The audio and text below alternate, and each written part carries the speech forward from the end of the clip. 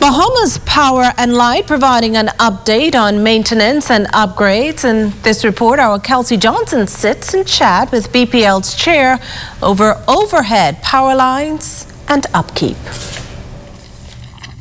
The cost of putting power lines underground, significant.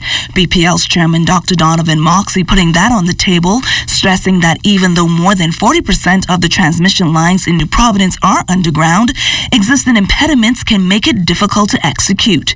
Should community developers opt to push ahead with such a project, they can, but only in certain areas. When you look at overhead lines versus underground lines, it's probably 3 to 4 times the difference in cost. And so you have to evaluate that because we have limited resources. The other thing that's important to note as well, and I think our customers in areas where power lines are underground, is when you have a fault in an underground line, sometimes it's very tough to really pinpoint where that fault is, and it takes a longer time to get those areas back on. However, overhead lines, even though they're susceptible to trees and weather, you can easily pinpoint issues and have those issues resolved very, very quickly. So from our standpoint, one of the things that we would like to do is encourage developers to go underground within their various communities, if that's indeed possible for them, given their cost and budget constraints.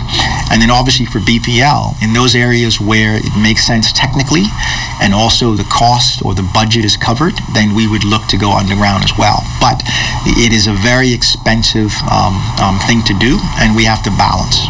Dr. Moxey says Bpl took a closer look at the cost of underground power lines, but chose not to push ahead with it after receiving the estimates. Instead, the decision was made to maintain the existing power lines. Wintertime is where we do the bulk of our maintenance, both on generation as well as transmission and distribution. So what our customer would notice out in the areas that we have service is we'd be doing a lot of tree trimming. But not only that, we'll be maintaining a lot of our transmission and distribution components within our substation. And so this is all as part of our summer preparedness to make sure that our components are working at their optimal when our demands on our network have increased in the summertime. One of the things that we always do is encourage our customers to call in if they see anything that's untoward. So for instance, if you happen to see a tree that's getting too close to a power line, give us a call. Call BPL and we will come out and actually make sure that those trees are trimmed back accordingly. Now we ask our customers who have trees in their yard and they see that those trees are encroaching power lines to go ahead and get a professional to cut it or call BPL.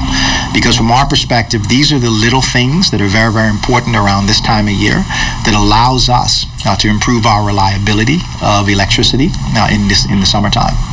According to the Bpl chairman, a number of generation assets, transformers, and substations are being maintained in preparation for the long, hot summer months when demand increases. Kelsey Johnson, ZNS Network News.